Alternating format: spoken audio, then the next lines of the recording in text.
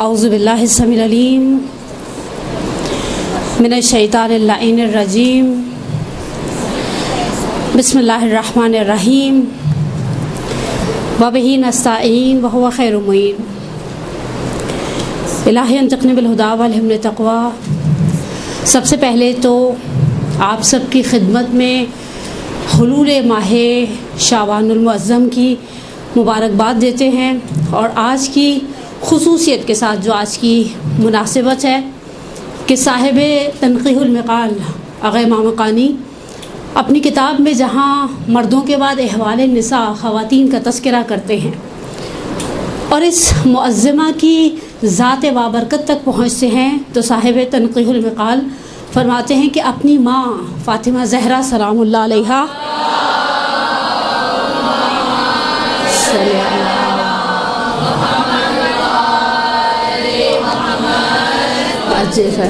اپنی ماں فاطمہ زہرا کے بعد کائنات کی خواتین میں اگر کوئی بے مثال ہے تو وہ زینب کبریٰ ہے، اور حقیقت ہے زینب ہمارے ہاں اردو میں ہمیشہ کہا جاتا ہے زین اور اب باپ کی زینت کا ایک سمجھے طرح سے سمری ہے، حالانکہ زینب عربی میں خوشبودار درخت کو بھی کہا جاتا ہے، اور بھی زینب کے بعض معنی ہمارے علماء نے بیان کیے ہیں، اور مجھے آج دیا ہی موضوع گیا ہے، مجھے بڑا اچھا لگا، بڑے عرصے کے بعد فقہی مسائل سے ہٹ کر بھی میرے لیے کچھ اور تھا، تو ہاں انشاءاللہ اللہ کرے دونوں کے لیے بلیسنگ ہی رہے اور ذکر ہی بابرکت ہے، حقیقت ہے۔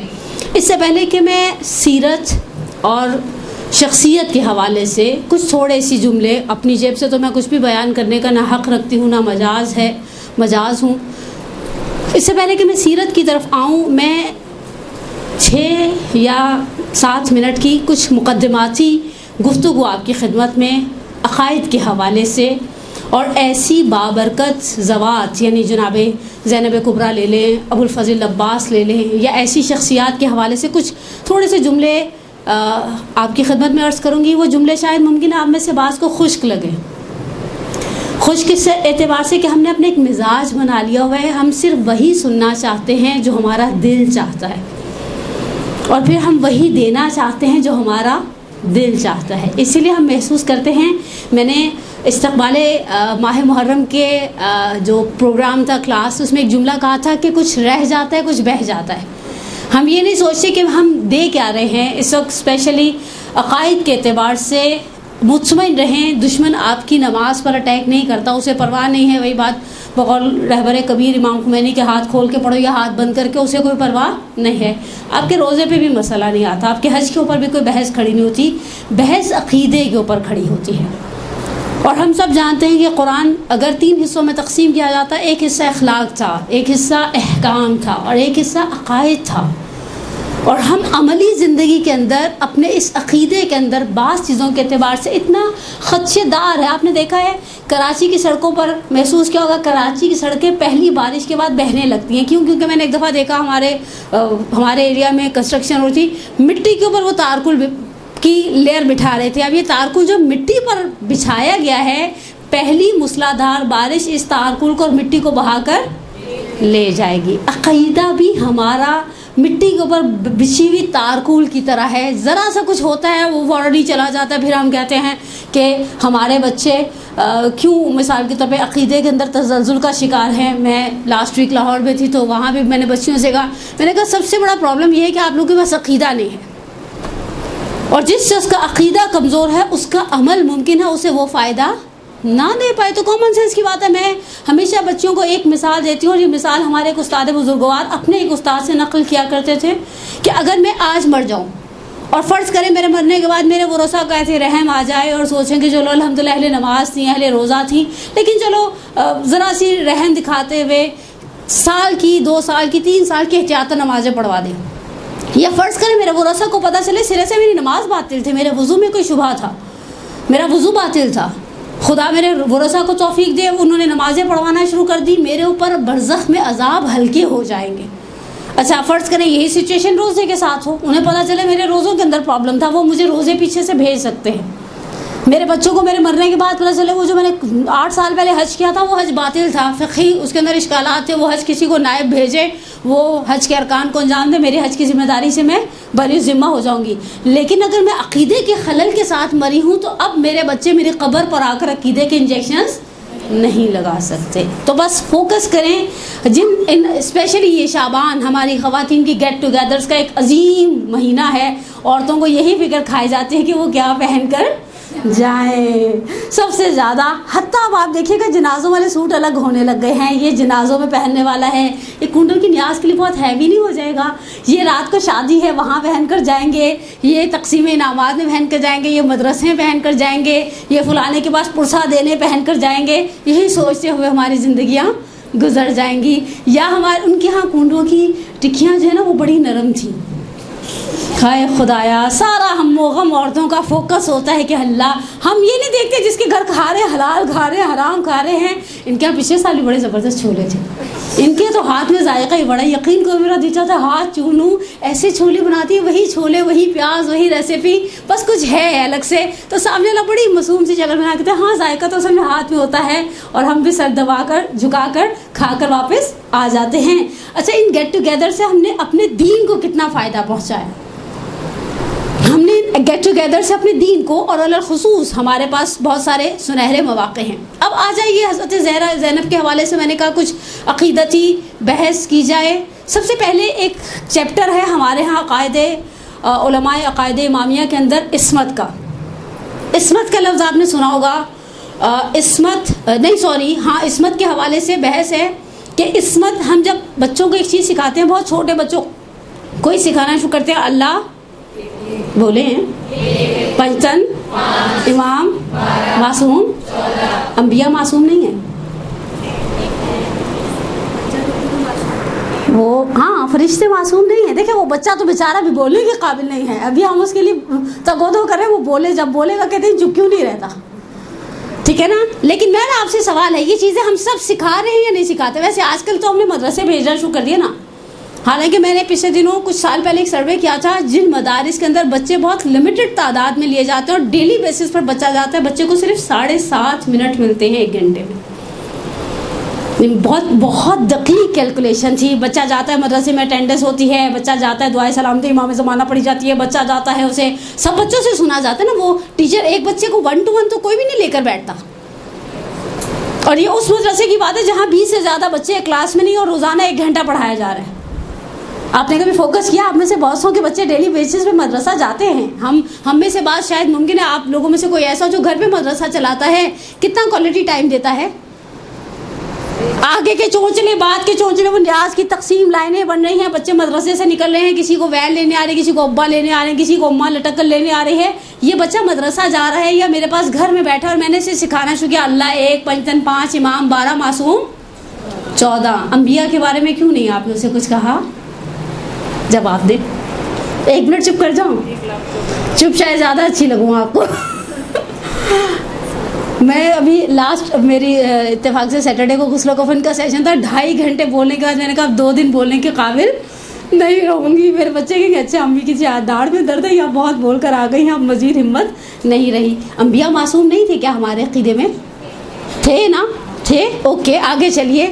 جب ہم عصمت کی بات کرتے ہیں تو ہمیں ہمیشہ یاد رکھیں معصوم ہمارے پاس 2 طرح کے ہیں، عصمت کبریٰ اور عصمت کبریٰ میں وہ عصمت ہے. اچھا، عصمت کی بیسیکلی ڈیفینیشن کیا ہے؟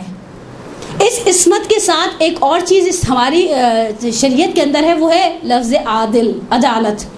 عدالت کی آسان ڈیفینیشن اگر ہم آغا جعفر سبحانی دامت ظلہ العالی کی کتاب کو اٹھا کر دیکھیں، شرح استدلالی جو انہوں نے لکھی ہے، عادل ایسے شخص کو کہتے ہیں جو کبیرہ کو انجام نہیں دیتا اور صغیرہ کو رپیٹ نہیں کرتا. صغیرہ کی ایک مثال بنائیں.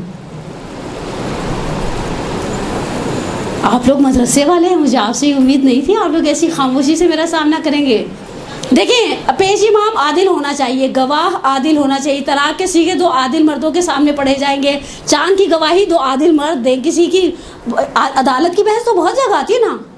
پیش امام آپ کی پوری نماز میں سے صرف آپ کی الحمد اور سورہ کی ذمہ داری لیتا ہے، اس کے علاوہ وہ آپ کی نماز میں سے کوئی ذمہ داری ایکسیپٹ نہیں کرتا. وہ ایسا ہو، وہ ویسا ہو، وہ ویسا ہو، وہ عادل ہو، وہ عادل ہو یعنی کبیرہ کو انجام نہیں دیتا، کبیرہ یعنی جھوٹ نہیں بولتا، غیبت نہیں کرتا مثلا، اور سینکڑوں مثالیں ہمارے پاس، یعنی 100 کے لگ بھگ یا شاید اس سے زیادہ گناہ کبیرہ کی ایک فہرست ہے، کچھ اخلاقی فہرست ہو. شہید دستگیر شیرازی نے باقاعدہ گناہ کبیرہ نامی کتاب کے اندر اشارہ بھی کیا ہے، بیان بھی کیا ہے. صغیرہ کی مثال بنائیں. چلیے آج آپ لوگوں کو میں نے گھیر لیا جنہوں نے بھی جا کے کنڈوں کی نیاز کہیں کھا لی ہیں.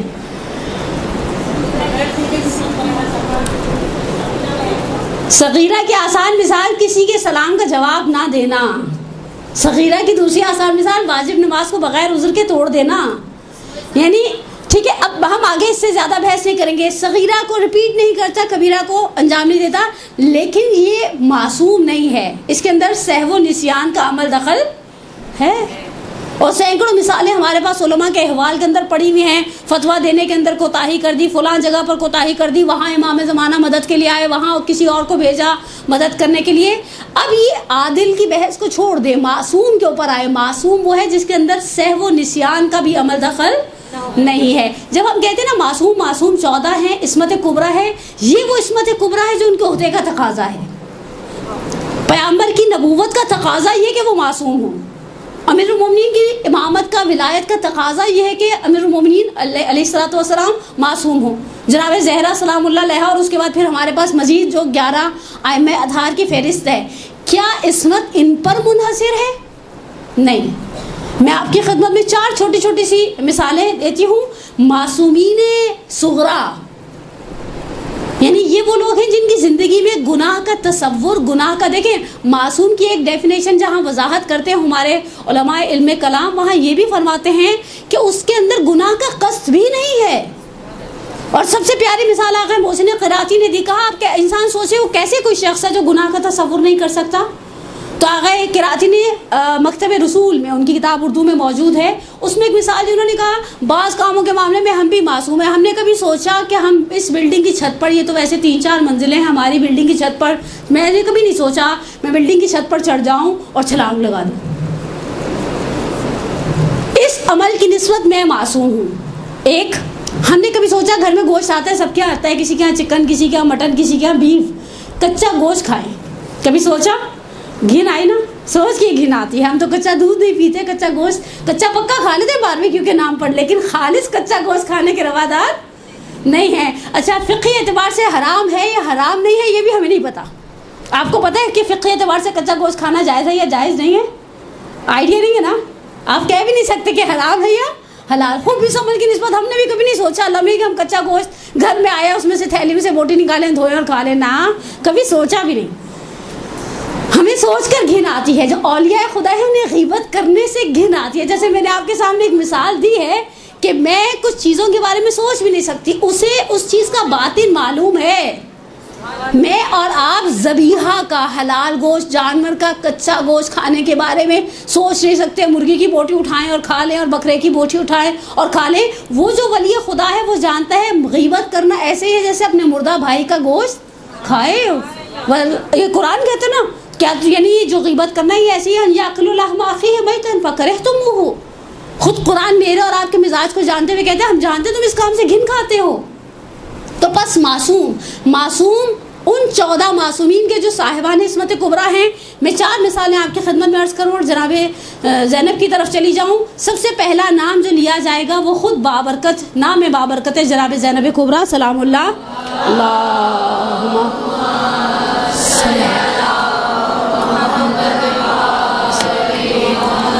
وعجل فرج. یعنی ہم سوچ بھی نہیں سکتے جناب زینب کبریٰ سلام اللہ علیہ کی زندگی میں کہیں خدا نخواستہ نقل کفر نہیں ہوتی، کسی گناہ کا شائبہ ہو. ہمارے پاس بہرحال دلیل نقلی موجود ہے، معصومین کے وہ جملے جو انہوں نے جناب زینب کے حوالے سے کہے. دوسرا نام، اچھا دوسرے نام کے پیچھے آگے عبد الحسین امینی صاحب الغدیر. اس وقت تو وہ اپنے مکتبے میں، بازار ہویش میں، نجف اشرف میں، حرم کے پڑوس میں، ہم کہتے ہیں مولا کی گود میں گویا دفن ہیں، وہاں پر دفن ہے. لیکن انتقال ان کا مشہد میں ہوا تھا. بیمار تھے، اتنے شدید بیمار تھے کہ کروٹ بدلنے پر قادر نہیں تھے، پیرالائز ہو گئے تھے، انہیں کینسر ہو گیا تھا. صاحب ابقات الانوار کو بھی آخری 2 سال میں اور صاحب الغدیر کو بھی علامہ عبدالحسین امینی اپنے آخری اوقات میں، کوئی مومن ان کے پاس مشہد کا عیادت کرنے کے لیے آیا، لیٹے تھے نڈھال، ہلنے جلنے سے قاصر. اس مومن نے آ کر کہا میرے میں اور عباس میں کیا فرق ہے؟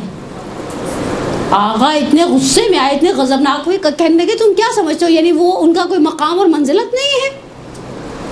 اور یہ کہہ کر اپنے آپ کو سہارا دے کر بٹھانے کی کوشش کی. کہا میں جو ابوالفضل عباس کے نوکروں کا نوکر ہوں، میرا بندے کفش، یہ جو جوتے کے اندر لوپس ہیں نا، یہ بھی ویلیو رکھتی ہیں، اس لیے کہ ہم ان سے نسبت رکھتے ہیں. یعنی دوسری ذات بابرکت جس کے بارے میں آپ گناہ، سہو و نسیان، خطا، ان سب کے بارے میں سوچ نہیں سکتے، وہ ذات بابرکت ابوالفضل عباس علیہ الصلوۃ اللہم صلی علی وعجل فرجہم. پھر تیسرا نام شاہ عبدالعظیم حسنی. آپ سوچئے معصوم ان کی زیارت کے ثواب کو سید الشہداء کی زیارت کے ثواب کے برابر قرار دے رہے ہیں. اور چوتھا اور آخری مثالی نام، ورنہ میرے پاس 12-13 نام تھے، چوتھا اور آخری نام جناب فاطمہ معصومہ، ہمشیرہ امام رضا. بہرحال امام رضا کی کوئی ایک آدھ بہن نہیں تھی، کثیر العیال ترین معصوم ہیں امام کاظم. لیکن جو مقام بزرگوار اس شہزادی کا ہے، اس بیوی کا ہے، وہ مقام امام کاظم کی کسی اور بیٹی کے نصیب میں یا کسی اور بیٹی کے پاس نہیں ہے. یہ وہ صاحبان عصمت صغریٰ ہیں کہ جن کے اندر، اچھا وہ جو عصمت کبریٰ ہے، اس عصمت کے بھی درجات کے اندر فرق ہے. جملے تو شاعر کے ہیں لیکن بڑے ہی خوبصورت طریقے سے کہتے ہیں شاعر، یہ محسن نقوی شہید کے جملے ہیں کہ آدم خطا کرے تو کوئی نقصان بھی نہیں، شبیر میں خطا کا تو امکان بھی نہیں. ادنا سے شان دیکھیے شہ مشرقین کی، آدم بہشت میں بھی ہے ریت حسین کی. سید الشہداء کی عصمت کو آپ معصومین کی یا ائمہ اطہار کی عصمت کو آپ انبیاء کی عصمت کے ساتھ ملا نہیں سکتے. ان کا بہرحال آدم صفی ضرور ہے، اوصاف گر نہیں. بہرحال یہ اب آ جائیں، اگر ہم صاحب عصمت صغریٰ جناب زینب کبریٰ کے حوالے سے ہم دیکھیں، ہم تو اس بیوی کے بارے میں سے آغا کاظم قزوینی علی اللہ مقاموں کی کتاب پڑھی تھی، فاتح زینب کبریٰ، اردو میں ہے اور بڑی خوبصورت کتاب ہے. اس میں انہوں نے ایک جملہ کہا، اس جملے نے مجھے بہت شدید تکلیف بھی پہنچائی. کہا اس بیوی کی زندگی اتنی مرموز تھی، اتنی انہوں نے اپنے آپ کو اتنا پیک کر کے رکھا ہوا تھا کہ ان کی ذاتی زندگی کے بارے میں کوئی چیز آپ کو تاریخ میں کھلی بھی نہیں ملی. تقریباً آلموسٹ 60 سال سے کم عمر کے عرصے میں دنیا سے چلی گئی. میں اب ان روایات کے اختلاف کی طرف نہیں جانا چاہتی کہ واقعہ کربلا کے بعد کتنے سال زندہ رہی. تقریباً 56 سال کا سن واقعہ کربلا کے اندر تھا شہزادی کا. لیکن اگر آپ شہزادی کی ساری سیرت کو اٹھا کر دیکھیں تو بیچ میں آپ کو صرف گنے چنے مشہور واقعات ملتے ہیں جو واقعات بیوی کے حوالے سے کچھ جملے کہتے ہیں. پروردگار انشاءاللہ آپ کے اور میرے مقدر میں بار بار کربلائے معلیٰ جانا مقدر کرے ہم سب کا. جب ہم تفتیش پر داخل ہوتے ہیں تو انہوں نے پینافلیکس لگایا ہوا ہے کہ امیر المومنین کے ایک پڑوسی کہتے ہیں کہ میں کئی سال علی کے پڑوس میں رہا لیکن میں نے زینب کی قد و قامت کو نہیں دیکھا، قد و قامت کو نہیں دیکھا. یعنی ایسا نہیں تھا کہ شہزادی جسے کہے نا کہ جہاں دل چاہا اٹھ کر چلی گئی، اور اس طرح کا سیٹ اپ نہیں تھا. 17 ہجری کے اندر شادی کا تذکرہ ملتا ہے. یعنی میں اب مشہور روایات کو لے رہی ہوں، 1 سال کا اختلاف آپ کو ہر جگہ روایت کا مل جائے گا. مثلا تقریباً 11 یا 12 سال کی عمر مبارک ہے جب عبداللہ ابن جعفر طیار کے گھر بیاہ کر آئی ہیں. شہزادی والد کے گھر سے شوہر کے گھر منتقل ہوئی ہیں. اب اس پہلے والے 11 سال کے حوالے سے اکا دکا صرف واقعات ہیں، ہلکے ہلکے سے، کوئی بہت تفصیلی زندگی نہیں. حالانکہ راویہ ہیں جناب زینب کبریٰ، صحابیہ ہیں، رسول اللہ کو در کیا ہے. ہمارے برادران اہل سنت کوئی 2 دن پیغمبر کے ساتھ رہ لیتا تو اسے صحابی کا لقب دے دیتے ہیں، بلکہ کہا جائے رسول کی آغوش میں زندگی کے کچھ شروع کے سال گزارے ہیں تو حق رکھتی ہیں. وہ بہرحال پیغمبر کی پہلی نواسی ہے. اور پھر جب شوہر کے گھر میں آئی ہیں تو کچھ جس طرح سے روایات میں ملتا ہے کہ خدائے عز و جل نے عبداللہ ابن جعفر طیار سے جناب زینب کو 4 بیٹے اور 1 صاحبزادی. صاحبزادی کا نام مشہور مورخین نے کلثوم نقل کیا، جن کی وجہ سے بی بی کی ایک کنیت ام کلثوم بھی تھی. اچھا عربوں میں یہ چیز عجیب بھی نہیں تھی.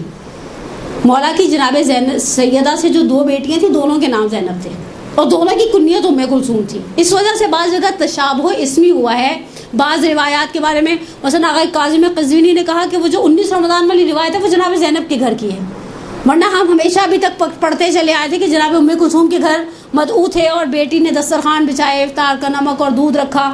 بہرحال بزرگان کی تحقیقات ہیں، ہماری تو نہ مجال ہے کہ ہم ان کی تحقیقات کے حوالے سے کچھ کہہ سکیں، نہ ہی ہمیں کچھ کہنے کا اختیار ہے. شوہر کے گھر میں آئیں. اچھا مزے کی بات ہے جب واقع کربلا میں گئی ہیں تو ساتھ بیٹی اور داماد اس سفر میں ہم سفر تھے. ہمارے پنجاب میں ایک بہت عجیب مس کانسیپٹ ہے. میں رات کو اتفاق سے کچھ ذاکراؤں کو سن بھی رہی تھی. میں کہنا نہیں چاہتی, مجھے کسی کے بارے میں رائے دینے کا حق نہیں ہے. حجاب کے اعتبار سے تو ایک تو بالکل سرے سے سر پہ دوپٹہ بھی نہیں تھا. کہنے گی حسین کی نسل تو قیامت تک چلے گی, زینب کو کوئی ماں کہہ کے پکارنے والا نہیں رہا. میں سوچ میں پڑ گئی واقعی کربلا میں صرف ایک شہید ایسا ہے جس کی پوری نسل منقرض ہوئی ہے, ختم ہوئی ہے. البتہ اس نسل کے اندر بھی صرف بیٹے سارے شہدائے کربلا سے وابستہ ہیں. بیٹی ان کی بھی ماں کے ساتھ واپس گئی ہے, وہ مسلم بن عقیل ہے. مسلم کے علاوہ کوئی ایسا نہیں ہے. حضرت عباس کی نسل چلی ہے, اور حضرت عباس کے صاحبزادے عبید اللہ کا ہاتھ پکڑ کر جناب ام البنین بقیع میں جایا کرتی تھیں اور قبروں کے 4 نشان بنا کر کیا کرتی تھیں. ہمارے مورخین نے جو حضرت عباس کے 2 بیٹے اور جناب صاحبزادی حدائق الانس جناب لبابہ بنت عبید اللہ ابن عباس جو زوجہ ابو الفضل عباس ہیں, ان کے ساتھ جب پلٹے ہیں تو تذکرہ کیا وہ کان من فقہاء بنی ہاشم. حضرت عباس کے بیٹے فقہاء بنی ہاشم میں سے, یعنی نسل چلی ہے باقاعدہ ان بزرگواروں کی. اور جناب زینب کے تو بہرحال اگر آپ جناب کربلا کے واقعے کے دونوں شہداء کو جناب زینب کے فرزند ایکسیپٹ کر لیتے تو 2 بیٹے اور 1 بیٹی اور داماد باقی ہیں, نسلیں چل رہی ہیں یہاں پر. ہم کس طرح سے کسی مخدرہ کسی معظمہ کے لیے اس طرح کا جملہ بغیر سوچے سمجھے بول سکتے ہیں؟ نعوذ باللہ من ذالک ثم نعوذ باللہ من ذالک. لیکن اب اس بی بی کی معرفت کے حوالے سے میں آپ کی خدمت میں صرف 2 جملوں کو بیان کروں گی. یہ 2 جملے ہی اس شہزادی کی معرفت کے سمندر میں سے گویا 2 گھونٹ ہیں. لیکن ہم عورتوں کے لیے اس بی بی کی تاریخ کے اندر جتنے سبق ہیں واقعاً بعض سبق بے مثال. میں خود اس درس کی تیاری کے دوران محسوس کر رہی تھی بعض کام ایسے کیے ہیں جناب زینب کبریٰ نے جو نہ تاریخ میں ان سے پہلے کوئی کر سکا نہ ان کے بعد کوئی کر سکا. اور اس کے لیے حقیقت ہے کہ وہی بات ایک شاعر نے بڑے خوبصورت جملے کہے ہیں, خدیجہ فاطمہ زینب عجب ایک سلسلہ ہے جو صبر ماں کے گھر سے وراثت میں لائی تھی. سب سے پہلے جملہ یہ وہ جملہ ہے جو آغائے اندلیب حسین اندلیب حمدانی اپنی خوبصورت کتاب سار اللہ, کتاب کا نام سار اللہ ہے, نیچے ایک جملہ لکھا ہے خون حسین در رگھائی اسلام. اسلام کی رگوں میں جو خون ہے وہ سید الشہداء کا ہے. اس میں یہ جملے سید الشہداء نے جناب زینب اور مخدرات سے مخاطب ہو کر کہے ہیں. اور یہاں سے آپ کو اندازہ ہو کہ بی بی کا اور ان خواتین کا للخصوص سر فہرست ٹاپ آف دا لسٹ خود جناب زینب کا نام آتا ہے. سید الشہداء نے مخاطب ہو کر جو جملے کہے ہیں وہ میں آپ کی خدمت میں بیان کرتی ہوں. ایک صلوات پڑھے محمد و آل محمد پر صلی اللہ محمد. سید الشہداء کی رخصت. اچھا آپ کو میں سے بعض کو شاید عجیب لگے کہ فضائل کا دن ہے اور بیچ میں کہیں آپ کو مسائل والا ٹچ لگے گا, اور یہ کوئی ایسی بڑی بات نہیں ہے. جب 3 شعبان کو قنداق کیا ہوا سید الشہداء کو لیا تھا رسول خدا نے, تب رسول اللہ بھی روئے تھے, سیدہ کو مسائل سنائے تھے اور سیدہ نے بھی گریہ کیا تھا. ان کے آقا ولید کا ایک جملہ بہت ہی خوبصورت ہے, البتہ انہوں نے حضرت زہرا سلام اللہ علیہ کے بعد میں کہا ہے. آقا فرماتے ہیں ان کے فضائل ہی کے اندر مسائل اور مسائل کے اندر فضائل. ایک بعض جملے میں نے آپ کو پہلے ایڈوانس میں اطلاع دے دی. بعض خواتین کو بڑا ناگوار سا گزر جاتا ہے کہ تو آج اتنا بڑا خوشی کا دن تھا. خوشی کا دن تھا جو تذکرہ ہے تاریخ کے اندر اس تذکرے ہی کو نقل کیا جائے گا. امام کی ہمارے درمیان بڑی مشہور رخصتیں ہیں اور بڑے شاعروں نے بڑے خوبصورت جملے بھی کہے ہیں. میری جانیں قربان ہو جاؤ ان شاعروں پر سے. سبط جعفر کو یاد کروں ایک جملے میں, عشق جب تک نہ ہو شعر ہوتا نہیں, مجھ میں کب اہلیت تھی تیری مدح کی, میرے مولا میں قربان تیرے عشق کے. سبط جعفر کو بھی شاعری آ گئی. یہ جو شعر کہے نا یہ عشق سے کہے ہیں. حسین جب کہ چلے بعد 2 پہر رن کو, کوئی نہ تھا کہ جو تھامے رکابے کوثر کو. سکینہ جھاڑ رہی تھی قبا کے دامن کو, حسین چپ کے کھڑے تھے جھکائے گردن کو. نہ آسرا تھا کوئی شاہ کربلائی کو, فقط بہن نے.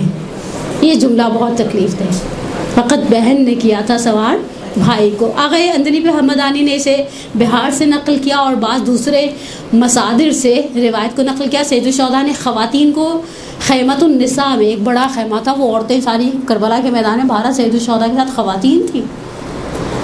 آغائے محمد علی شہری نے سوگنامہ آل محمد میں 26 سے 27 ان بچوں کا تذکرہ کیا جو پشت ناقہ سے گرے اور اونٹوں کی ٹاپوں تلے پامال ہو گئی. یہ بچے ماؤں کے ساتھ آئے ہوئے تھے عزیزہ نے. ایک خیمہ ہے بڑا جس میں خواتین بیٹھتی ہیں. ابھی ایسا نہیں ہے وہ 11 یعنی بہرحال عاشور کا وہ سانحہ اور وہ واقعہ کہ خواتین ہر کوئی اپنے اپنے خیمے میں بیٹھے. یہ خواتین اس خیمے میں بیٹھتی ہیں, بچے ہیں, بہرحال آپ واقعی کربلا کو کبھی سینیریو سے سوچیں. ان خواتین, وہ کھانا بنتا تھا, اتنے افراد کھانا کھاتے تھے, بچے سنبھالے جاتے تھے, سفر پہ سید الشہداء سب کو لے کر چلے ہیں.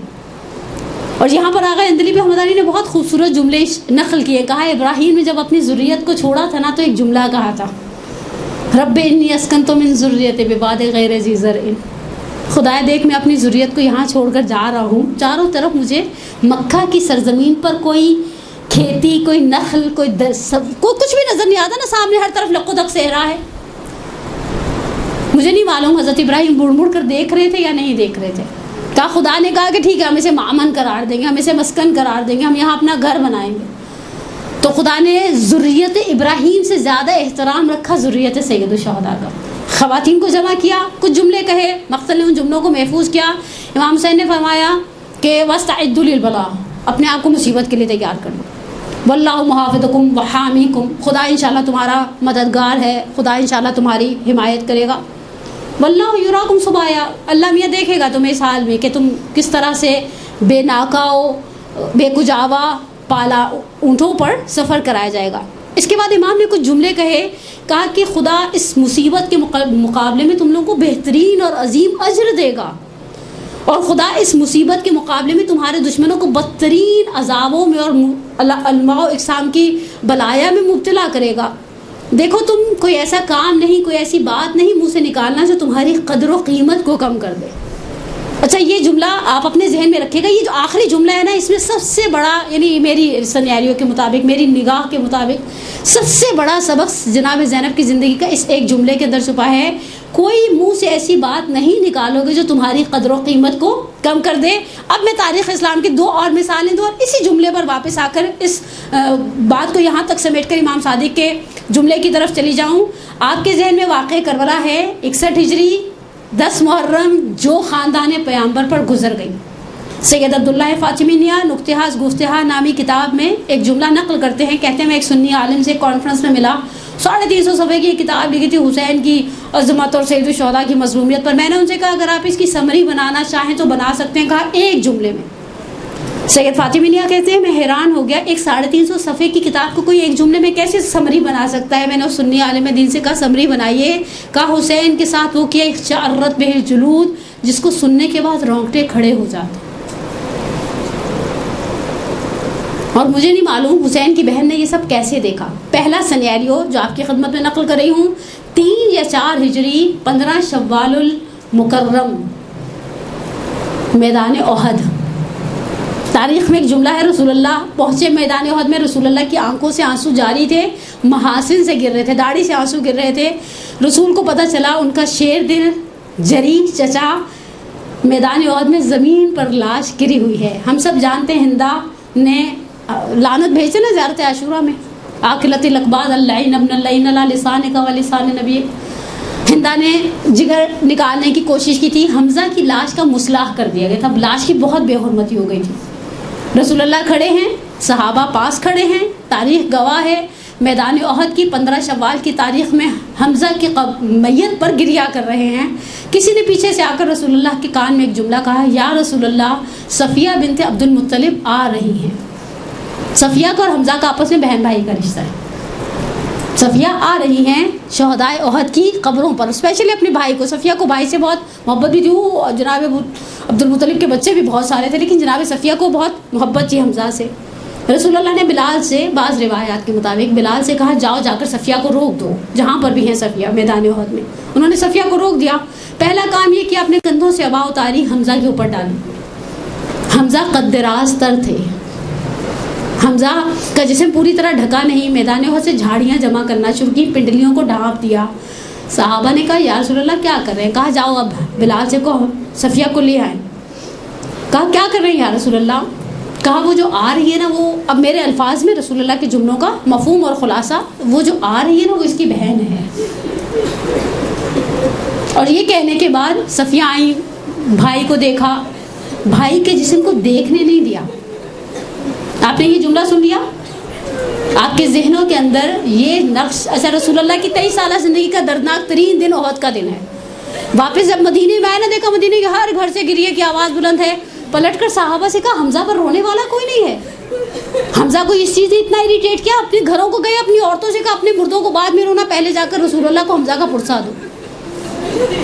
اور میں نے پڑھا ایک کتاب میں، آغا فاطمی میاں نے کہا اس دن سے لے کر آج تک مدینے میں مومنین جب گھر سے جنازہ اٹھاتے تو حمزہ کے کچھ جملے پڑھے جاتے اور پھر میت اٹھائی جاتی. واللہ عالم، بہرحال مجھے تو اس چیز کی بارے میں بہت زیادہ معلومات نہیں ہیں، لیکن اسی چیز کو ذہن میں رکھیے گا. یہ 4 یا 3 ہجری ہے جنگ احد.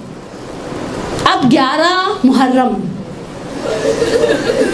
ظہر کا وقت ہے. ظہر تک تو عمر سعد نے اپنی کچھ لاشیں دفنائی تھیں کربلا کے میدان میں. کربلا کے میدان میں کچھ لاشیں دفنائی تھیں. میں کبھی کبھی سوچوں عمر سعد تیری جرت کیسے ہوئی. جناب زینب مخاطب ہوئی عمر سعد سے اس مقام پر جہاں تلے زینبیہ پر کھڑے تھے، اور کہا عمر تم دیکھ رہے ہو یہ جو ہو رہا ہے حسین کے ساتھ. اور شہزادی نے کے سامنے کچھ 7 خواتین ہیں، کچھ سہمے ہوئے بچے ہیں، اور شہزادی تیار ہو رہی ہے ایک اور سفر کے لیے. راوی کہتے ہیں، حمید ابن مسلم ازدی ہے، کہتا ہے میں نے دیکھا حسین کی بہن نے دیکھا کہ بیویاں بہت سراسیمہ ہیں، کس طرح سے بیٹھیں گے. بھابھیوں کو، بہنوں کو ماں کی کنیز کو سوار کرا دیا. اب مقتل میں آئی اور کہا یا رسول اللہ یا محمد و جدہ آزا حسین مرملم بالتما مقتل آزا مسلوب بالردا. یا رسول اللہ یا محمد، یعنی اپنے جد کو مخاطب کر کے کہتے ہیں یہ آپ کا حسین ہے. مجھے نہیں معلوم، دیکھیں میں حق نہیں رکھتی تاریخ کے اندر کچھ اپنی رائے دینے کا، لیکن میرا دل کہتا ہے بعید نہیں ہے. جناب زینب نے تو جنگ احد نہیں دیکھی نا، جنگ احد کے بعد کی ولادت ہے جناب زینب کی، لیکن دل میں خیال آیا. وہ سنتے ہیں انسان، بچے واقعات سنتے ہیں ہمیشہ اپنے بڑوں سے، اپنے خاندان کے تاریخی واقعات بچوں کے سامنے دہرائے جاتے ہیں، ایسا ہوا تھا ایسا ہوا تھا. جناب زینب کی سماعتوں سے جنگ احد کا یہ منظر گزرا ہوگا کہ بلال سے کہا تھا روک دو، آنے نہیں دینا اس طرح سے دیکھے گی اسے. تو اسی لیے شاید بابا جد کو یاد کیا اور پھر بہرحال اس سفر کا آغاز کیا. یہ 2 واقعات آپ کے ذہن میں رہے، سید الشہداء کا وہ جملہ. اور میں ایک قدم اور آگے بڑھتی ہوں. اب سید الشہداء نے یہ جملہ آخر میں نصیحت کی تھی، حتیٰ روایات کہتی ہیں کہا تھا مجھے نماز شب کی دعا میں یاد رکھنا. دیکھیں امام معصوم کے جملے ہیں، کلام امام الکلام ہوا کرتا ہے. ایسا نہیں کہ کسی سے اس کو نماز شب پڑھنے کی عادت ہے نہیں ہے، کہہ دیا بس تم پڑھ دینا، میرے لیے دعا یاد کر دینا. ہم جیسے بعض لوگوں کو کہہ دیتے ہیں ہمیں پتہ بھی نہیں ہوتا وہ نماز شب پڑھتا بھی ہے یا نہیں پڑھتا. یہاں سید الشہداء کہہ رہے ہیں کہ اپنی نماز شب کی دعاؤں میں مجھے یاد رکھنا. اور روایات میں ملتا ہے جب بچے جلے ہوئے جنگ خیموں کی ریت پر سہم کر سو گئے تھے نا، دیکھیں بچے ہی ہیں. آپ نے دیکھا ہوگا خدا نہ خواستہ گھر میں کوئی انسیڈنٹ ہوتا ہے. میں نے ایک 4 سال کی بچی کو دیکھا، باپ اندر ٹارگٹ کلنگ میں کچھ سال پہلے باپ اندر میت پڑی تھی، وہ بچی بیچاری فیڈر منہ میں لے کر سو رہی تھی. یہ بچہ ہے، یہ اس انسیڈنٹ کے عواقب سے باخبر نہیں ہے. جناب زینب اپنی جگہ سے اٹھی. ہمارے بعض مرثیہ نگاروں نے اور ذاکروں نے کہا ہے کہ حور کی زوجہ کھانا پانی لے کر آئی تھی. مجھے تعجب حسن فوجش کیا، اپنے ساتھ خواتین لائی ہی نہیں تھی سرے سے. مرحوم نقل نے اس کے اوپر شہید انسانیت میں بہت مفصل بحث کی ہے، اللہ مقامہ. لیکن بہرحال اٹھی ہیں اپنی جگہ سے، دائیں جا رہی ہیں بائیں جانے ہیں. امام سجاد نے پوچھا پھوپھی اماں کیا چاہیے؟ کہا پانی کی تلاش ہے.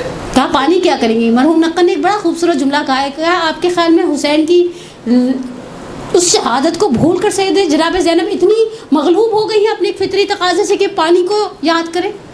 کہا مجھے کچھ گھونٹ پانی کے چاہیے. میرے بھائی نے مجھ سے کہا تھا مجھے نماز شب کی دعاؤں میں یاد رکھنا، نماز شب کا وقت ہو گیا ہے.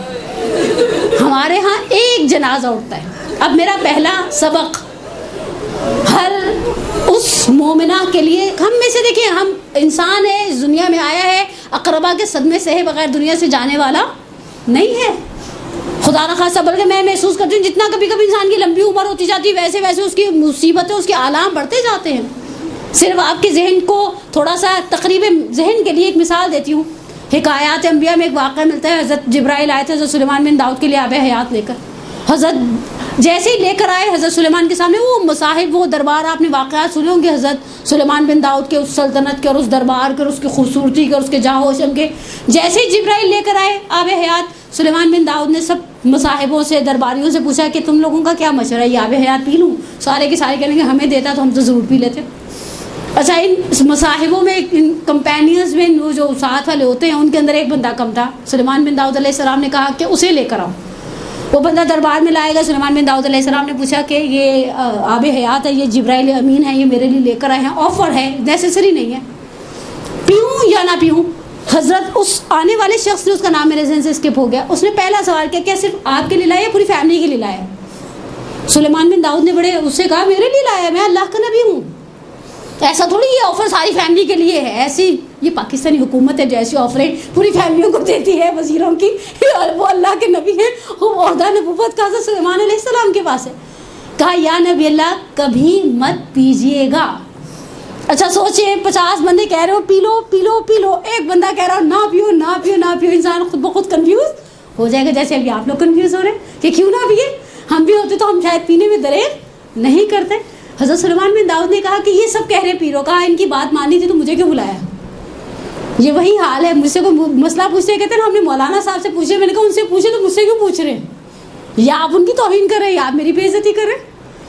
اگر آپ نے دیکھا ہمارے معاشرے میں لوگ مولویوں کو لڑانے کے لیے بھی مسئلے پوچھتے ہیں، ایسا ہے۔ ہم نے آغا صاحب سے تو پوچھ لیا اب آپ کیا کہتی ہیں، کیا مطلب آپ کیا کہتی ہیں؟ ان کی شریعت الگ ہے میری الگ ہے۔ میں نے کہا ہم شریعت بناتے نہیں، میں صرف سالن پکاتی ہوں، شریعت بناتے نہیں بتاتے ہیں، اور بتانے میں ہم سب ایک جیسے ہوتے ہیں نارملی، آپ کو مسئلہ پوچھنے میں فرق بھی آ سکتا ہے۔ اب سلیمان بن داؤد نے کہا یہ سب کہہ رہے نہ پیو، آپ تم اکیلے کہہ رہے ہو پی لو، کہا یا نبی اللہ آپ اسے پی لیں گے۔ ایک ایک کر کے 50 بیویاں تھیں بقول مجلس الہی رحمہ کے سلیمان بن داؤد کی، کہا ایک ایک کر کے بہن بھائی مر جائیں گے، بیویاں مر جائیں گی، بچے مر جائیں گے، ماں باپ مر جائیں گے، دوست احباب مر جائیں گے، پھر آپ دن میں 100 دفعہ کہیں گے اللہ میں مجھے اٹھا لے، تو جبرائیل آ کر کہیں گے آپ نے خود آب حیات پیا تھا، ہم نے آپ کو زبردستی نہیں پلایا تھا۔ حقیقت ہے بعض اوقات انسان جتنی طولانی عمر پاتا ہے اتنے اقربا کے جنازے اٹھاتا ہے، جتنی طولانی عمر پاتا ہے۔ آپ کسی 80 سال کے بڈھے کو پوچھ رہے ہو بہن بھائی مر گئے، وہ بھابیاں بھی مر گئی، بیگم بھی مر گئی، پہلے تو بچے بھی مر گئے، بیچارے بابا جی رہ گئے، کیا کرتے ہیں؟ جنازے اٹھاتے ہیں۔ زندگی میں مزہ بولیں، ناراضگی میری اور آپ کی نہیں نا، زندگی کی کچھ چیزوں میں مزہ ہے۔ اچھا اب انسان جب صدمے سے آتا ہے، میرا پہلا درس اس گفتگو سے، ہمارے ہاں اب میں جو جملہ کہنے کی نا آپ کو بڑا تلخ سا لگے گا، آپ مینجمنٹ کو ایک پرچی پر لکھ کے جگہ زہرا کی دوبارہ درس نہیں لگوائیے گا، لیکن حقیقت ہے میں نے جنازوں پر دین کا جنازہ اٹھتے ہوئے دیکھا ہے۔ پہلی چیز جو خواتین کے لیے مینیج کرنا ایک درد سر بن جاتی ہے وہ ان کا پردہ ہے۔ خدا نخواستہ دیکھیں ہم سب رشتوں میں گندے ہوئے، ہم عورتیں ہیں، میں آپ کی بات فیلنگس کو اتنی اچھے طریقے سے سمجھ سکوں گی اس لیے کہ میرا اور آپ کا ایک جسے کہ نا ہماری جینڈر سیم ہے۔ میں نے اپنی گناہ گار آنکھوں سے دیکھا وہ جنازہ اٹھانے والے، اچھا ہمارے جنازہ اٹھانے ہمیشہ مرد حضرات آتے ہیں، جنازہ آج تک آپ نے کبھی کسی اور خواتین کو اٹھاتے ہوئے دیکھا؟ جنازہ عورت کا ہو مرد کا ہو، بچے 2 سال کی بچی کا بھی جنازہ اٹھانے آتے ہیں نا، مرد آتے ہیں اندر۔ اچھا جب مرد آتے ہیں تو خواتین ایسے گری چلی جا رہی تھیں، بعض اوقات انہیں ہوش نہیں ہوتا، نامحرم کو ہاتھ لگ رہا ہوتا ہے، یس اور نو، بال کھل گئے ہوتے ہیں، یس اور نو۔ پچھلے دنوں میں نے کسی سے سنا ان کو تو بیٹیوں کو دکھ ہی نہیں تھا، نہ کسی نے اپنے آپ کو مارا پیٹا، نہ بین کیے اور نہ ہی بال کھولے۔ میں نے کہا اچھا جنازے کو کیا اس چیز سے سجایا جاتا ہے؟ جنازہ ہے یا نعوذ باللہ شادی کی گاڑی؟ ہم خواتین حضرت زینب پر کتنا سنتی ہیں، لیکن پہلی چیز جو ہمارے ہاں جنازوں پر خراب ہوتی ہے وہ دین کا جنازہ ہوتا ہے جو اٹھ جاتا ہے۔ اس جنازے کے ساتھ بعض اوقات چچا زاد بھائیوں سے خواتین لپٹ کر، نعوذ باللہ میں نے اپنی گناہ گار آنکھوں سے دیکھا نہیں تھا، مثال بنانے کی مجاز نہیں تھی، وہ ساتھ لگا کر تسلی دے رہے ہیں نہیں رو نہیں رو نہیں رو، اور جو انہیں ملتا وہ ہمارے اندر صبر کا نام اس موقع پر باقی نہیں رہتا۔ دوسری مثال، اب جناب زینب کا واقعہ تو آپ کو مجھ سے بہتر معلوم ہوگا انشاءاللہ۔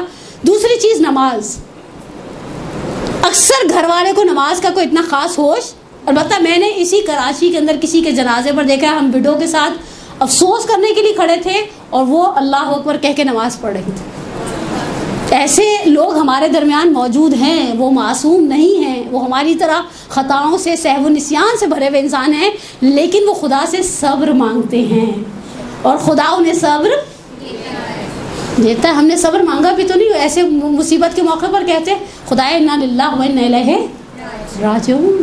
پردہ خواتین کا باقی نہیں رہتا، نماز کی بہت سارے لوگوں کو نعوذ باللہ کہنا نہیں چاہیے ہوش نہیں رہتے کہ نماز پڑھنی ہے، بس یہ چاہتے ہیں مجھے کچھ ٹرنکولائزر دے کر سلا دیا جائے. رونے دو، روئے گا.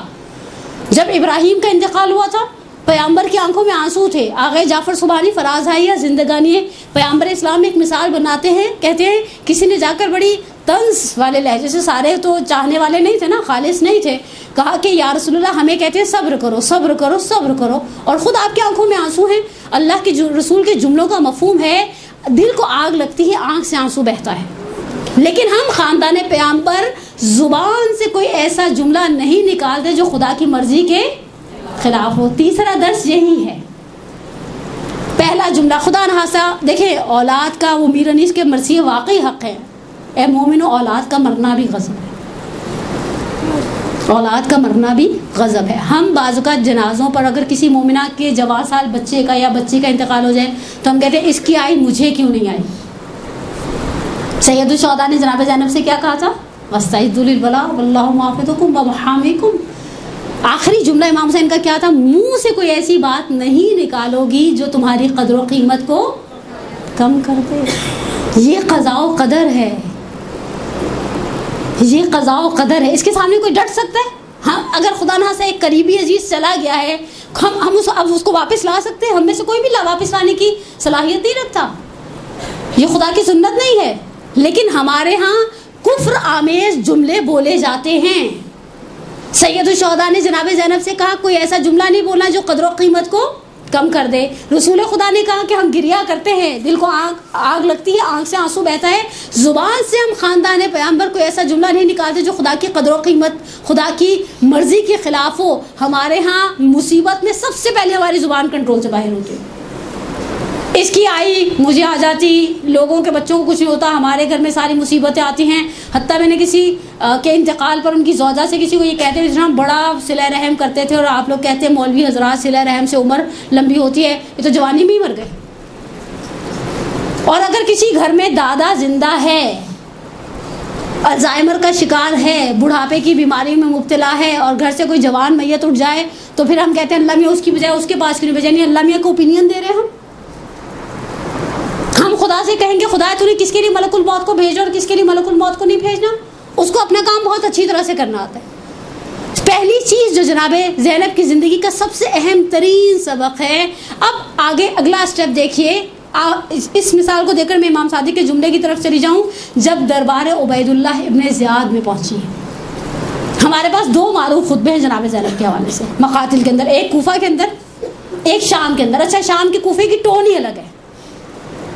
عبید اللہ ابن زیاد کے سامنے جو کوفے کے اندر خطبہ دیا اس میں کلام مسجع ہے. ڈاکٹر جعفر شہیدی حیات فاطمہ زہرا میں باقاعدہ بحث کرتے ہیں. کلام مسجع مکی صورتوں میں قرآن کی آخری جو صورت ہے نا 30ویں پارے کے آپ کو کلام مسجع ملے گا. شعر کا انداز غالب ہے.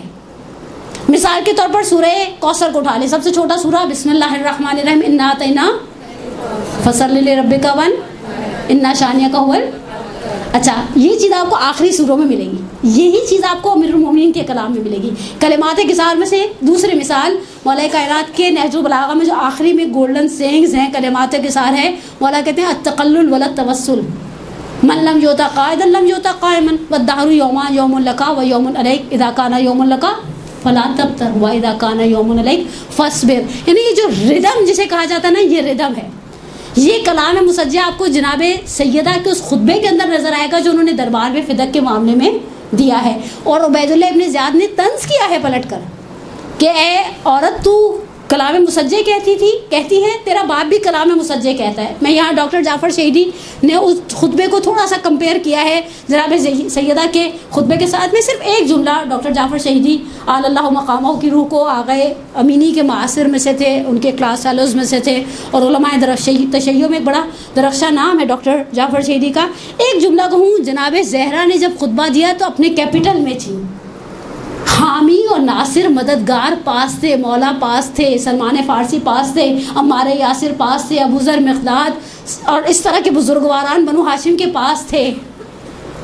امیر المومنین نے جو کلمات کثار اور جو خطبات دیے ہیں جن کی فصاحت و بلاغت کو محسوس کر کے کوفے کے لوگ تھوڑی دیر کے لیے دنگ رہ گئے کہ جناب زینب کے اندر وہی لہجہ، وہی گھن گرج، وہی ٹون ہے. امیر المومنین کے جتنے خطبے ہیں معروف خطبے ہیں وہ آخری 4 سال 10 مہینے کی حکومت کے زمانے کے خطبے ہیں. مولا کائنات کی ظاہری خلافت کے زمانے کے خطبے ہیں. مولا اپنے کیپٹل میں اپنے شہر کوفہ کے اندر بیٹھے ہیں, بیٹے سارے صحیح و سالم ہیں, انصار و اقربا پاس ہیں.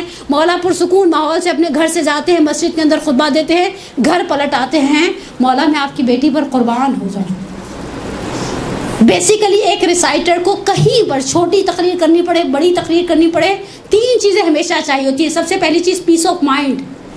خدا نخواستہ میں ابھی آپ کی خدمت میں تقریر کر رہی ہوں, میرا ابھی ذہن الجھ جائے, میں تقریر کرنے کی صلاحیت سے خود بخود محروم ہو جاؤں گی. میرا دھیان لگ جائے خدا نخواستہ, یا بعض اوقات ہم تقریر کر رہے تھے, ہمیں لگے ہمارا بچہ گر گیا, ہم دودھ کے نیچے چولہا کھلا چھوڑا. ہماری عورتوں کی تو ذہنی رو بھٹکنے کے لیے ایسی چیزیں کافی تھی, چاولوں کے نیچے چولہا تو نہیں چھوڑائی تھی. اب شیطان وسوسہ کرتا رہے, ہائے ہائے واپس جائیں گے تو کیا حال ہوگا, اس پتیلی کو کیسے صاف کرنا پڑے گا. لیکن پیس آف مائنڈ چاہیے نا. میں بول رہی ہوں, آپ بولتی ہیں, جب آپ کہیں تقریر کر رہی ہوتی ہیں آپ کو ذہنی سکون بولے چاہیے. اوکے. دوسری چیز فزیکلی فٹنس. اگر فرض کریں کتنے, میں کہتی ہوں, میں نام نہیں لیتی, میں بڑی فین ہوں بعض اچھے ریسائٹرز کی, خدا الحسن کی داڑھ میں درد ہو آ جائے, آپ کے خیال میں بول سکیں گے؟ نہیں, یوں لے کے بیٹھو بندہ, پتہ بھی چل جاتے داڑھ میں درد ہے.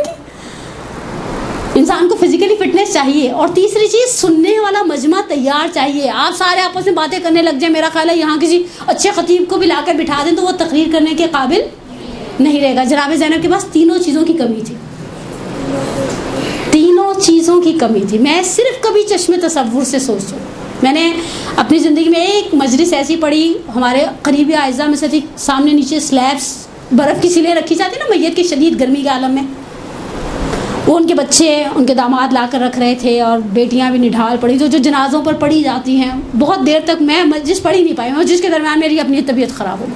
میں نے سوچا یہ شخص جو مرا ہے بڑے احترام سے ان کا انتقال ہوا, بڑے احترام سے جنازہ اٹھائے گا, بس بیٹیوں کا انتظار تھا کہ ساری پہنچ جائیں, باپ کا آخری دیدار کر لیں. جس بیوی کی آنکھوں کے سامنے بھائیوں کے سر تھے,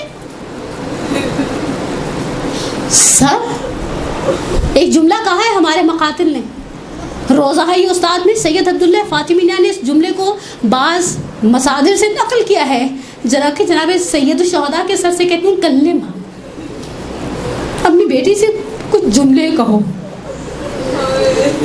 سکینہ سمجھتی نہیں ہے بی بی اس عالم میں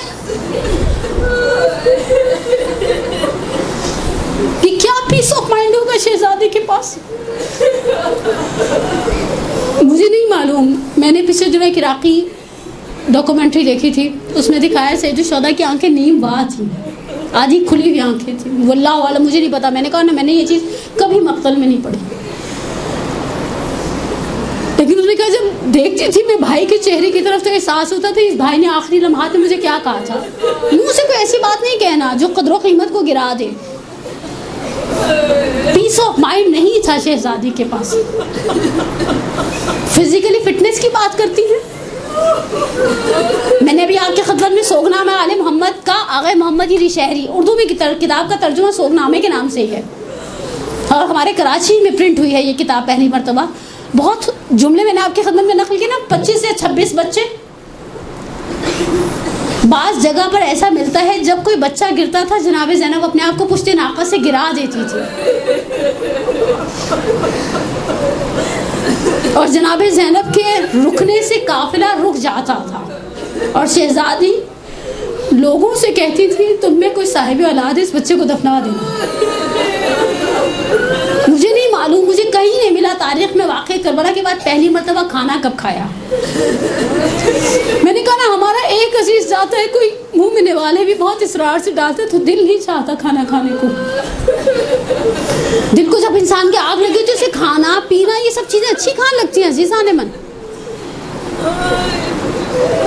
اور سامنے تماشائی ہیں, سامنے تماشائی ہیں, ستم ظریفوں کی ہے یہ نگری, یہاں پہ دادے وفا نہ مانگے, میرے جگر پہ چلے ہیں خنجر, بہن کو روکو ردا نہ مانگے. تمہاری بہن جب کہتی ہے الحجاب الحجاب الحجاب, میرا دل کرتا ہے بقول شاعروں کے امام سجاد امام حسین سے کہا, اور اس کے اندر جو جملہ زبان سے نکالا ہے وہ جملہ میں کہتے ہیں دنیا کی ساری فصاحتیں بلاغتیں ہر چیز قربان ہو جائے صرف اس ایک جملے پر. جب عبید اللہ ابن زیاد ملعون نے شہزادی سے کہا کہ خدا نے تمہارے ساتھ اچھا نہیں کیا, حقارت بھرے لہجے میں جب عبید اللہ ابن زیاد کا یہ جملہ سنا تو نارملی عورت کا کیا حال ہوتا ہے؟ ہمیں تسلی دینے والے تسلی دے رہے ہوتے ہیں اور ہمارے دل کو قرار نہیں آ رہا تھا. یہاں ایک شخص شماتت اعداء سے طنز کے ساتھ تماشائیوں کے ہجوم میں ایک مخدرہ سے کہتا ہے خدا نے تمہارے ساتھ اچھا نہیں کیا. پلٹ کر کہتی ہے وما رأیت الا جمیلا، میں نے خدا سے سوائے حسن کے کچھ دیکھا کہاں ہے.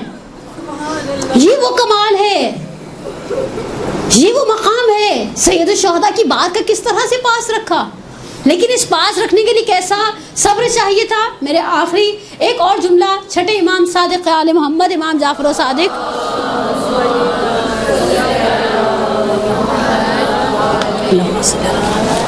کا آپ کی خدمت میں نقل کروں اور بحث کو یہاں پر سمیٹ جو جناب زینب کبریٰ سلام اللہ علیہا کے حوالے سے. دیکھیں معصومین کے کلمات ہمیں معرفت دلاتے ہیں. میں نے یہ جملہ شاید آپ کی سماعتوں کی نظر پہلے بھی کیا ہو کہ بقول بزرگان کے جو زیارتوں پر حاشیے لکھتے ہیں اور شرحیں لکھتے ہیں ائمہ کی زیارت کے، کہتے ہیں اگر آپ کو مولا سے محبت کا اظہار کرنا ہے نا امیر المومنین سے تو آپ زیارت امین اللہ پڑھیں. حقیقت ہے. میں کبھی کبھی زیارت امین اللہ کی جب بیک گراؤنڈ پڑھتے ہیں نا تو مجھے ہوتا ہے امام سجاد گھوڑے پر بیٹھ کر مدینہ سے آیا کرتے تھے. نہ قبہ تھی، نہ بارگاہ تھی، نہ ایسا گنبد تھا، نہ ایسے ایوان طلا والا حسن و جمال تھا. آج جیسی ہیبت تھوڑی تھی مولا کائنات کی. قبر متحرک ایک ٹیلا سا تھا، مٹی کا ایک ڈھیر ذرا اونچا سا کوفے کی پشت پر. گھوڑے کی پشت سے اترتے تھے رخسار کو قبر پر رکھ کر. اور حقیقت ہے یہ صرف ایک ٹوکن آف لو ہے امام سجاد کا امیر المومنین کی نسبت. زیارت امین اللہ میں زیارت سے زیادہ محبت کا اظہار ہے. ائمہ اطہار کا فخر تھا. اور پھر ہمارے علماء کہتے ہیں غیر شہری نے ایک جملہ نقل کیا، کہا اگر آپ امیر المومنین کی معرفت کو حاصل کرنا چاہتے ہیں تو وہ غدیر کے دن کی زیارت پڑھیں جو میرے اور آپ کے 10 امام علی نقی علیہ الصلوۃ والسلام اللہم صلی علی محمد وعلی محمد وعجل فضل امام علی نقی سے نقل کی گئی ہے. غدیر کے دن کا اچھا مفصل زیارت ہے. مفاتی میں موجود ہے صاحب مفاتی نے. ایک جملہ اور بھی آپ مومنات کی خدمت میں کہہ دوں، یہ ہم خواتین نے اعمال نکالنے کا بھی بڑا اچھا سلسلہ شروع کیا. پہلی شعبان کے اعمال، رجب کی فلانے دن کی فلانی نماز، فلانی بیوی کے اعمال. مجھے حیرت ہوتی ہے آغا بہجت کے پاس ایک بندہ خدا آیا، در محضر بہجت کا جملہ ہے، اور آ کر کہا آغا سے کہ وہ میں کربلا جا رہا ہوں. اچھا جب ایران عراق کے راستے کھلے تھے تو ایرانی بھی بہت ایکسائٹیڈ تھے جنہوں نے کئی سالوں سے صرف کربلا سنی تھی، دیکھی تو تھی نہیں. میں کربلا جا رہا ہوں، آپ مجھے کچھ بتائیے وہاں جا کے کیا پڑھوں. آغا بہجت کا جملہ بڑا خوبصورت تھا. پلٹ کر کہا اونچے در مفاتس بیشتر زن بلد نیستا. مفاتی سے زیادہ آپ کو کوئی نہیں بتا سکتا. ہمارے پاس مفاتی ہے. محدث کی زحمتیں ہیں، 20 سال لگائے ہیں محدث نے مفاتی پر. محدث کا خلوص ہے. میں کبھی کبھی سوچوں جس طرح سے مفاتی سے وابستہ ہے. اسی القائم کے پلیٹ فارم سے مولانا کمیل مہدوی صاحب کا ایک کلپ بھی ہے، ویڈیو صاحب مفاتی کی عظمت کی طرف جو اشارہ کرتا ہے. محدث عباس قمی اللہ مقامہ کے حرم امیر المومنین میں دفن ہے. مفاتی کے اندر اتنا کچھ ہے. اب ہم عورتوں کا پتہ نہیں شاید پیٹ نہیں بھرتا، ہم چاہتے ہیں کہ جو کچھ مفاتی سے ہٹ کر ہے عورتیں بیٹھ کر بناتی بھی رہتی ہیں. یہ پڑھیں یہ پڑھیں یہ پڑھیں. یہ کہاں سے؟ میرے پاس تو کوئی مجھے بھیجتا ہے نا، یہ اس کی اتھینٹسٹی میں نے کہا جس نے بھیجا اس سے پوچھیں. نپ دا ایون ان دا بڈ. ہم نے شروع میں ان چیزوں کو روک تھام کی ہوتی نا تو آج ہمارے درمیان اتنے سارے یہ سلسلے نہ چل رہے ہوتے. ہم پہلے سن رہے تھے، آپ نے کہا میری تو حاجت اٹک گئی تھی، میں نے جیسے یہ پڑھا یہ یوں کام ہو گیا. اور پھر ہم تابوت پر کبھی سیب اٹھا لیتے ہیں اور کہتے ہیں ہم پورا سال سیب نہیں کھائیں گے. سیب کھانے سے کیا فرق پڑے گا؟ جلل قال. مجھے اسی نے کنٹینیو کہا میں نے سیب کی منت اٹھا لی تھی، بے دھیانی میں کھا لیا. میں نے کہا پہلے تو مجھے پتا شادی شدہ عورت ہے، شوہر سے پوچھ کے منت مانی تھی. تو بیچاری کہنے لگی اب کیا انگلی پکڑ کے چلے شوہر کی. میں نے کہا جہاں شریعت نے کہا وہاں ہم پکڑ کے چلتے نہیں ہیں، اور جہاں نہیں کہا وہاں وہ بیچارے کے سر پہ ڈال دیتے ہیں. یہی زبردستی لے کر گئے تھے بیچارہ. نہ 3 میں نہ 13 میں ایسے اعمال بنا کے ہم نے ڈھیر لگائے ہوئے ہیں. میرے پاس ہر روز واٹس ایپ پر آئے تھے اعمال ام البنین، اعمال فلانی، اعمال. ارے مفاتی میں اتنا کچھ ہے. مفاتی میں کس درد کی دوا نہیں ہے. مفاتی واقعات الصالحات حقیقت ہے ہمارے پاس ایک ڈھیر ہے. لیکن اس صاحب مفاتی میں نے جس طرح سے زیارتوں کو نقل کیا وہ خوبصورت ترین زیارتوں میں سے مولا کی. اگر آپ میں سے کبھی ایسا دل ہو نا معرفت امیر المومنین کی حاصل کیجیے. اس زیارت کے جملوں پر توجہ، اور معصومین کی زبان سے نکلے ہوئے جملے ہیں. آگے اسد شاکری صاحب کا بھی ایک کلپ میں نے دیکھا. یہ تو معصومین کا کلام ہے، اس کی اپنی ایک برکت ہے. اب میں آخر میں ایک جملہ، اب یہ جملہ چھٹے امام کا ہے، لسان صادق ہے، رئیس مکتب تشیع ہے، ہم فقہ جعفری سے وابستہ ہے، اور جعفری اب واللہ عالم میرے تو خیر اعمال ایسے نہیں ہیں، لیکن ہم جعفری کہلانے میں فخر محسوس کرتے ہیں الحمدللہ۔ وہ معصوم کہتا ہے سلام بھیجتے ہیں، وہ معصوم سلام بھیجتے ہیں، کیا کہہ کر سلام بھیجتے ہیں؟ کہ ہمارا سلام اس معظمہ پر، بی بی جبل صبر تھی، صبر کا پہاڑ تھی، اور صبر کا پہاڑ کس طرح سے نہ کہیں۔ امام صادق منصور کے حکم پہ جب امام کے گھر کو آگ لگائی گئی، امام کے عیال، گھر کی کنیزیں، غلام سب باہر نکل آیا، راوی نے دیکھا کہ امام صرف گھر کے شعلوں کو بھڑکتا ہوا دیکھ رہے ہیں۔ آگے بڑھا تسلی قلب کے لیے، دلاسا دینے کے لیے ایک جملہ امام کی خدمت میں عرض کیا، کہا مولا الحمدللہ شکر کا مقام ہے، آپ سالم، آپ کے بچے سالم، بیویاں، ازواج، کنیزیں، غلام سب تو باہر کھڑے ہیں۔ امام نے کہا تم سے کس نے کہا کہ میں اس گھر کے شعلوں کو دیکھ کر، یعنی اس وجہ سے صرف گھر کے جل جانے پر رو رہا ہوں؟ کہا مولا آپ بھڑکتے ہوئے شعلوں پر آپ کی نگاہ ہے، اور آپ کی آنکھوں سے آنسو محاسن پر جاری ہیں، داڑھی پر آنسو گر رہے ہیں۔ امام فرماتے ہیں ان بھڑکتے ہوئے شعلوں کو دیکھ کر مجھے شام غریبہ کے جلتے ہوئے خیمے یاد آئے۔ مجھے نہیں معلوم آج شہزادی کی ولادت کا دن ہے، میں شہزادی سے صرف اتنا پوچھوں، شہزادی سب سے زیادہ تکلیف دہ حالت کون سی تھی؟ ہمارے درمیان بہنیں بیٹھی ہیں، خدا کبھی بھائیوں کے کسی دکھ میں نہ رلائے۔ پرسوں 28 رجب تھی، میں نے کچھ جملے پڑھے، پتہ نہیں کسی محفل میں ہی تھی، جملہ بہت عجیب تھا، عبداللہ بن سنان کوفی کا جملہ ہے 28 رجب کے حوالے سے۔ کہا جب میں 28 یہ ذیشان حیدر جوادی علی اللہ مقامہ نے نقل کیا، مرحوم ذیشان حیدر جوادی، میری جان قربان ہو جائے، واقعاً بہت زحمتیں ہیں ان کی، ہم نے شاید قدر ہی نہیں جانی برے صغیر پاک و ہند کے علماء کی۔ مرحوم ذیشان حیدر جوادی نقل کرتے عبداللہ بن سنان جو اہل کوفہ تھے، آئے ہیں مدینہ میں 28 رجب کو، مدینہ سوگوار ہے، آئے آ کر پوچھا، مدینے والوں نے کہا حسین جا رہے ہیں۔ خلاصہ کر رہی ہوں 1.5 یا 2 منٹ میں، کہا میں محلے بنو ہاشم میں پہنچا، میں نے جو اطراف کے لوگ تھے ان سے پوچھا کیا چل رہا ہے یہاں پر؟ کہا اسباب سفر احمادہ ہے، اب محملیں بٹھائی جا رہی ہیں۔ کہا حسین ایک مسند پہ بیٹھے ہوئے ہیں، عباس انتظامات سفر کر رہے ہیں، اکبر ہیں، قاسم ہیں، اور محمد ہے، جوانان بنی ہاشم ہیں۔ کہا میں نے دیکھا بیت الشرف کے دروازے پر پردہ اٹھا ہے اور کوئی معظم آئی ہیں، اور اس معظمہ کے آتے ہی ایک 13 سال کا نوجوان آگے بڑھا اور ایک محمل کو بٹھایا ہے۔ کہا میں نے پوچھا یہ کون ہے؟ کہا یہ بیوہ حسن ہے، یہ قاسم ہیں، ماں کو سوار کرا رہے ہیں۔ کہا پھر ایک معظم آئی، ایک نوجوان جس میں شباہت تھی پیغمبر کی، اس نے محمل کو بٹھایا، کہا علی اکبر ہیں، ام لیلہ ہیں، عباس آگے بڑھے، کہا ام کلثوم ہیں، عباس ہیں۔ کہا میں نے دیکھا ابھی تک حسین بڑے آرام سے بیٹھے ہیں، مسند پر دیکھ رہے ہیں، لوگ آ رہے ہیں جا رہے ہیں، محملیں بٹھائی جا رہی ہیں، حسین مسند سے کھڑے ہو گئے۔ پھر میں نے دیکھا عباس کو اشارہ کیا، آنکھوں ہی آنکھوں میں قناعتوں کو بڑھا دیا۔ کہا 2 نوجوان آگے بڑھے، ایک ماں کے دائیں اور ایک بائیں کھڑا ہو گیا۔ اکبر نے محمل کا پردہ ہٹایا، ہاتھ تھاما، عباس زمین پر بیٹھ گئے، زانوں کو طے کیا، شہزادی سے کہا سوار ہو جائے۔ میں نے کہا یہ کوئی انداز علی سے نکلا ہے۔ مجھے کسی نے کہا وہی عقیلتنا، وہی عابدہ آل علی، وہی زینب بنت علی۔ اے عبداللہ بن سنان تم جانتے نہیں یہ اب جو نکلی ہے نا یہ عقیلہ بنی ہاشم ہیں، یہ عابدہ آل علی ہیں، یہ زینب بنت علی ہیں۔ دیکھا کس شان سے رخصت ہوئی ہے۔ آپ نے عبداللہ بن سنان کوفی کا جملہ سنا، میں نے کتاب کو سمیٹ دیا صرف آخر کے جملے۔ 11 محرم کو حمید ابن مسلم ازدی کا بھی جملہ سنتی جائیے۔ کہا جب بیواؤں کو سوار کرا دیا، ماں کی کنیز فضا کو بھی سوار کرا دیا، اب حسین کی بہن ترائی کی جانب چلی گئی۔ حمید ابن مسلم آپ سب جانتے ہیں، وہ مؤرخ ہے کربلا کے واقعے کا، وہ سپاہی نہیں ہے عمر سعد کا۔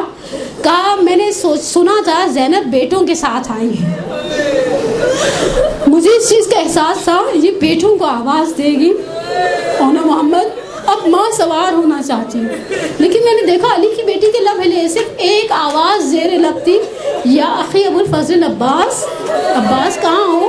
کہ زینب سوار ہونا چاہتی ہے. میں بی بی سے پوچھوں، بس میرا آخری جملہ، میں بی بی سے پہلا سوال کروں، بی بی سخت وقت کہاں تھا؟ ہم طے نہیں کر پائے.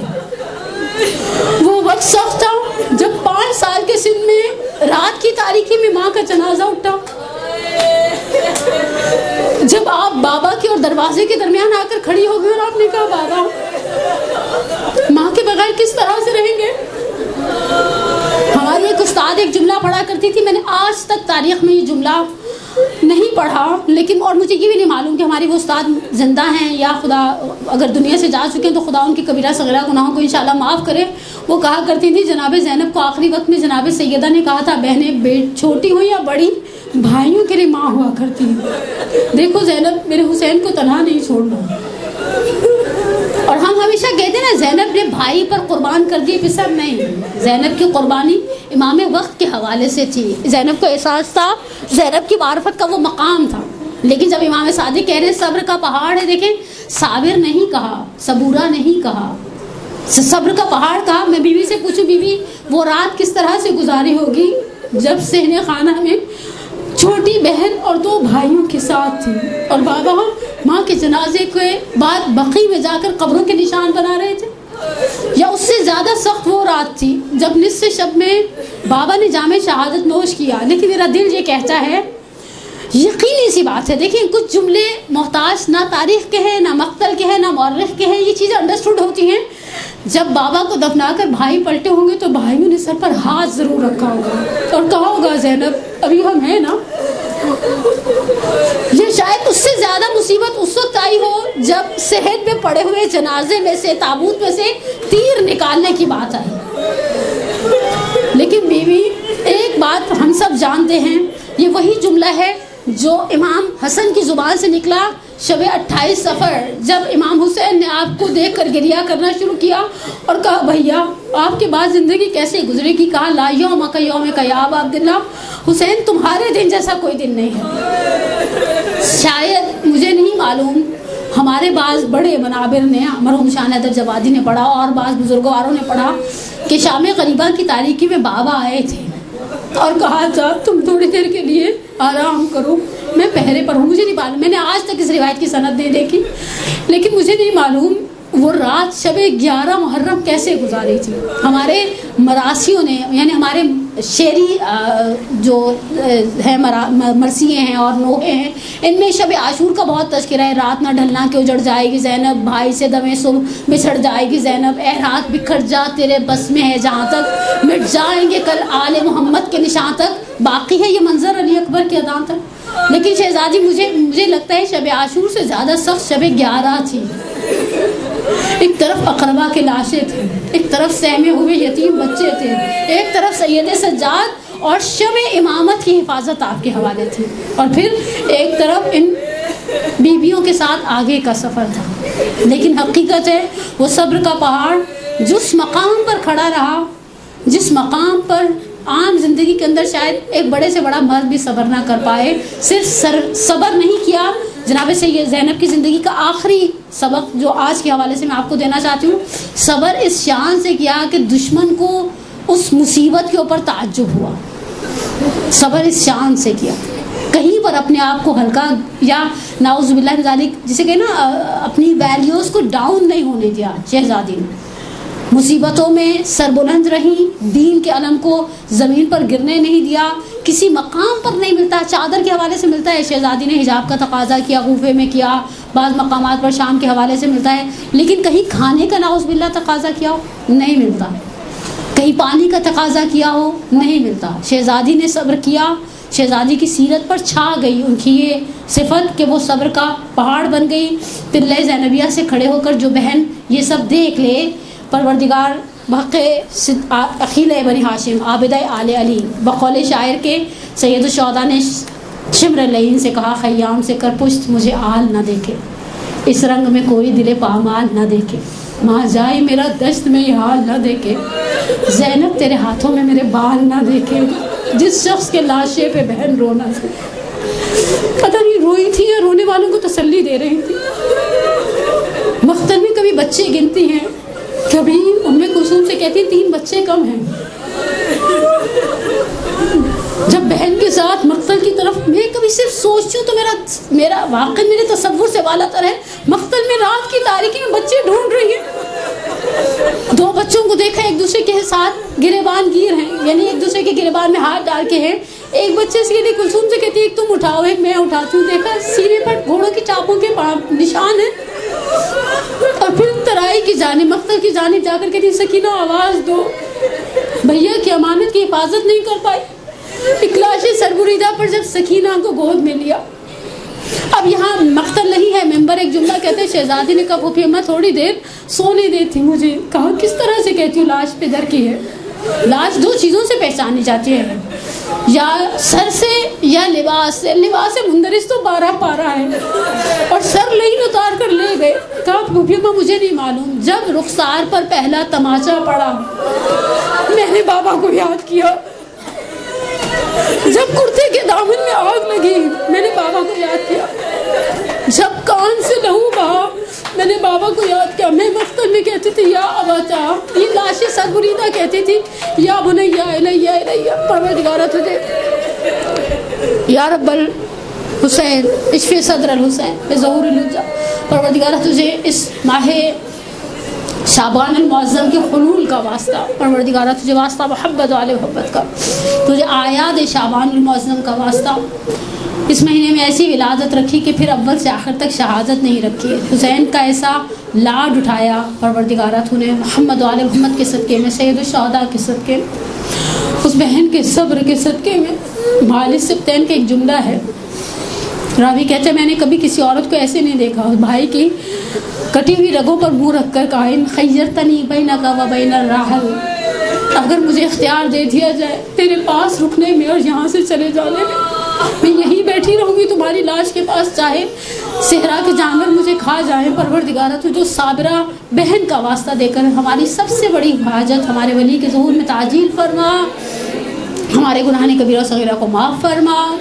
پروردگارہ خصوصیت کے ساتھ اگر ہمارے درمیان کوئی بہن ہے جو پریشان ہے, خدا نخواستہ بھائیوں کے حوالے سے کوئی فائنینشیل کرائسس ہے, کسی کا بھائی بیمار ہے, کچھ بہنیں ہیں مد نظر جنہوں نے التماس دعا خصوصی کا کہا ہے پروردگارہ بحق محمد وآل محمد, جو پریشان ہیں بہنیں بھائیوں کے حوالے سے قلب نازنین زینب کبریٰ کے صدقے میں پروردگارہ ان کی پریشانی کو برطرف فرما. شیعہ مسنگ پرسنس کا آپ کو پتہ ہے پچھلے 1 ہفتے کے اندر 80 سے زیادہ مومنین کے حوالے سے بہت بری خبریں آ رہی ہیں. پروردگارہ تجھے واسطہ محمد وآل محمد کا مومنین اور شیعان حیدر کرار دنیا میں جس جس جگہ پر ہیں ان کی جان, ان کے مال, ان کے ناموس کی حفاظت فرما. پروردگارہ تجھے صدیقہ کبریٰ کی اس لاڈلی کا واسطہ. بی آج آپ کو خدا نے پہلی بیٹی دی. بیٹیاں تو ویسے ہی اماں ابا کے جنازے کی ذرا رونق ہوا کرتی ہیں, آپ کو آپ کی بیٹی کا واسطہ دے کر ہم دعا کرتے ہیں. ہماری اچھا کتنی بخیل دعائیں مانگتے ہیں نا. مجھے کسی نے صبح کہا آپ دعا کریں خدا بیٹیوں کے مقدر یاور کرے. میں نے کہا کیوں, بیٹوں کا دکھ سکون سے سونے دیتا ہے ماؤں کو, کیوں ناقص دعائیں مانگتے ہیں ہم نے عادت بنا لی ہے آدھی دعائیں مانگنے کی, اور پھر جب وہ پوری ہو جاتی ہیں تو ہم کہتے ہیں اللہ نے تو نے سنی کیوں مانگتے ہیں ہم. آپ نے دیکھا ہم جب کسی کی ہم بیٹی ہوتی ہے تو کہتے ہیں اللہ میں بیٹی دی ہے مقدر اچھا کرے. بیٹے کا بھی مقدر اچھا کرے. عزیزان من, اولاد کسی حال میں بھی انسان کو اولاد کا دکھ سکون سے سونے نہیں دیتا. مولا کہتے ہیں اپنے اولاد کے لیے جب مانگو مقدر مانگو. میں نے عقل والوں کو مقدر والوں کے در پر دیکھا ہے. پروردگارہ ہمارے بچوں کا مقدر یاور فرما. ان آیات شعبانیہ کے صدقے میں آج عید ہے, پرسوں عید ہے, اور عیدیں چل رہی ہیں. اتنی بڑی پارٹی ٹائم چل رہا ہے شعبان میں. خاندان پیغمبر کے گھر میں بقول 6 سبت جعفر کے رجب ہو یا شعبان یا رمضان وہ دن ہے, ملنگوں کے کھانے کبانے کے دن ہے.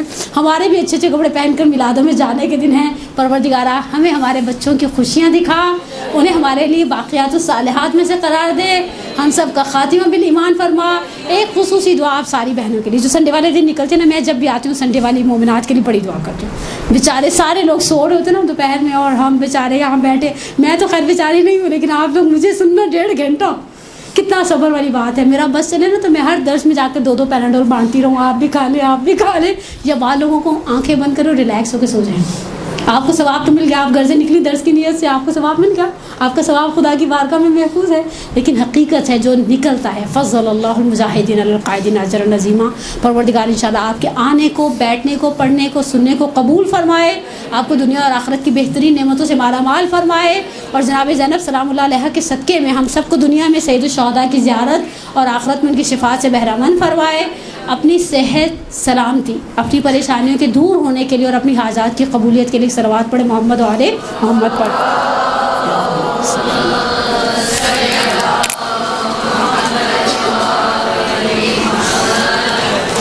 برحمتك يا أرحم الراحمين وصلى الله على محمد وآله الطاهرين.